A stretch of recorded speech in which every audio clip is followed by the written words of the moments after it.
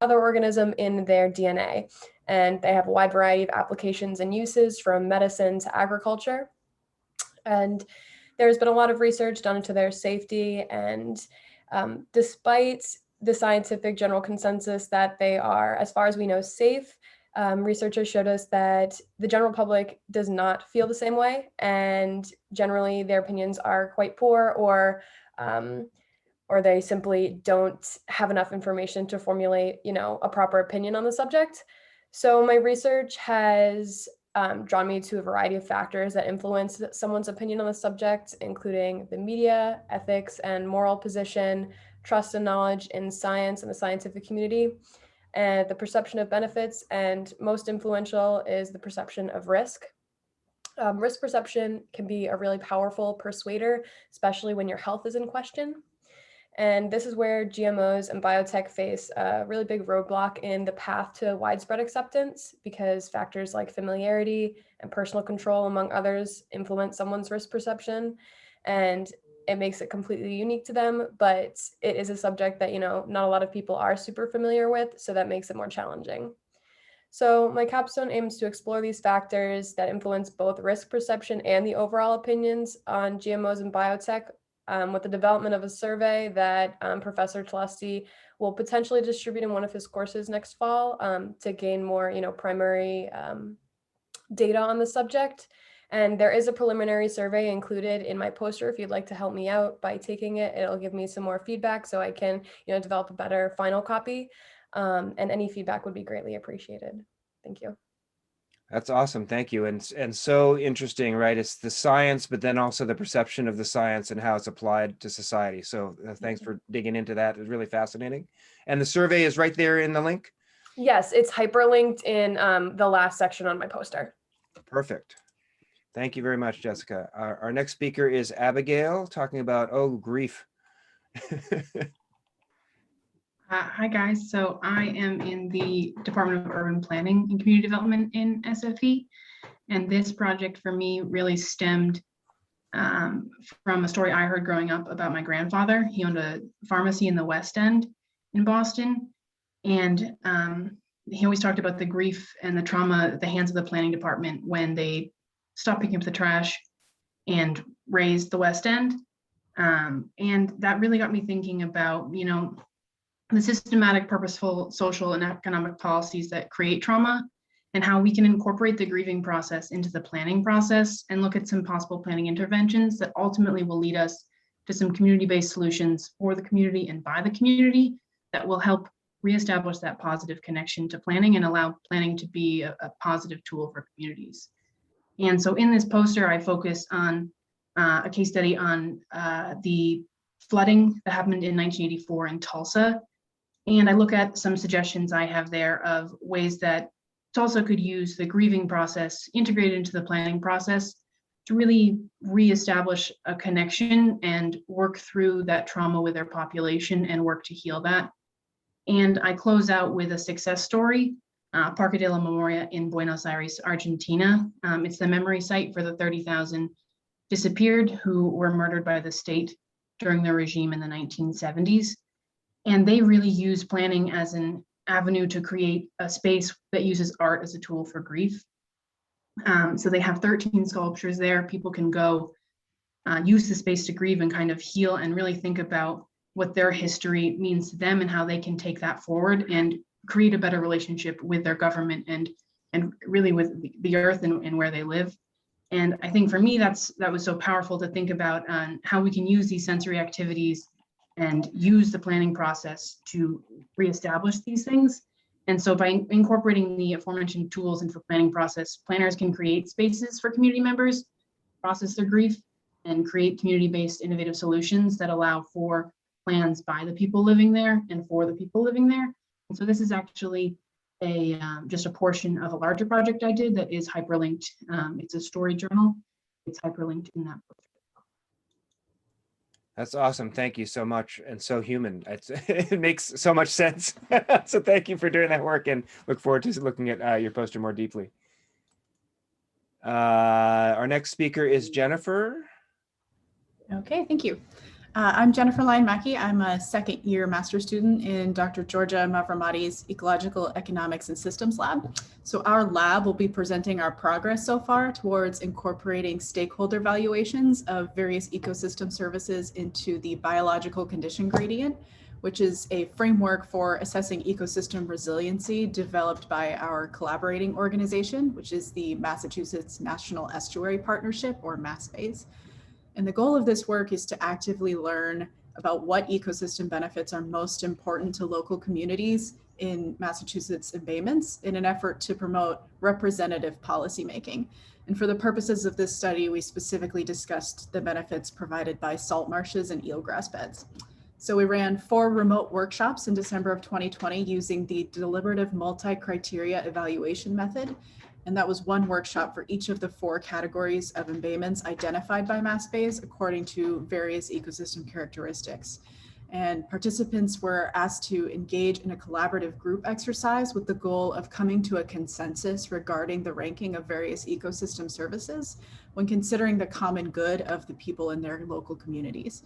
So using individual survey results collected from both before and after the workshops, we were able to quantitatively track how participants' views changed in respect to different ecosystem services after engaging in discussions with other stakeholders. So using audio and video recordings of these workshops, we are currently using applied thematic analysis to gain insight into various aspects of the discussions that took place, such as group dynamics, emphasis on certain issues, and generally how stakeholders or local experts approach collaborative tasks. So for today's poster, we're presenting information regarding the quantitative analysis results and some preliminary results from the thematic analysis, which we're in the process of conducting. So thank you. Hope you'll stop by. Thank you so much. Our next speaker is Seth Strauss in India. Hi. Thank you for having me. So yes, my name is Seth Strauss, and I'm currently taking a water resources and management course here at UMass Boston with Dr. Ellen Douglas. And this semester, as a final term project, we're looking at some of the world's most severe water crises through a lens of different stakeholder groups and attempting to find solutions. The group I'm leading is looking at India as a whole. It's a country facing severe water shortages, a quickly multiplying population, old or non-existent infrastructure, and a government who until very recently didn't seem to care too much. Not to mention that the threat of climate change will make everything much worse in the next few years. So a stakeholder is a person, or more often a group of people, who affect and are affected by a resource or a business. So for this project, we chose to look at 5 stakeholder groups: the government, hospitals and schools, farmers, families, and then the final group is scientists and engineers. And you can come and stop by our poster to hear more about each of these groups. So unfortunately, the conclusion right now is that things are not looking too good. Despite efforts from farmers and the scientific community and the population at large to conserve water and develop solutions, there's just not enough funding for meaningful change being given out. The government has made pledges to help people, but nothing nearly drastic enough has been done to put the country on the right track. Thank you. I was sorry getting emails from participants. And our last speaker is alumna Sue Kane Driscoll, talking about PAHs. Yes. Hi, everybody. Yeah, I was a graduate student from 87 to 94 in one of the early graduating classes of the Environmental Sciences Department. It was known back then, with Jean Gallagher and a woman named Dr. Ann McElroy as co-advisors.